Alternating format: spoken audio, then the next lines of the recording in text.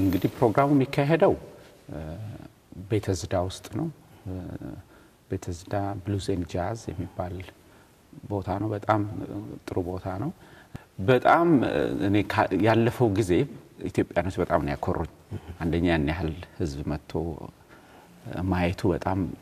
ለኔ ስሜቴን ነበር የነካው ሁለተኛ ካለፈ በኋላ ብዙ ሰው ደግሞ ቅር ተሰኝቷል እንዴት ሳንሰማ የሚለው ስለዚህ እድሉን አግኝታችሁ ይሄንን ውይይታችንን የሰማችሁ እሁድ ሜይ 3 በቤተዝዳ ብሉዝ ኤንድ ጃዝ 7 PM ላይ ነው በር የሚከፈተው መታችሁ የሙዚቃውን ፕሮግራም ተከታተሉ አንደኛ አሁን ላለንበት ለደረሰብን ከፍተኛ ሀዘን ምናልባት ረጋ ብለን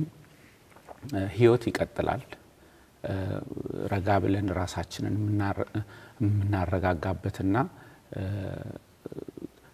እንደዚህ አይነት ነገሮች ከኛ እንዲርቁ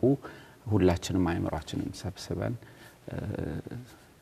የግድ መጠንከር ነው ያለብን በያስባለሁና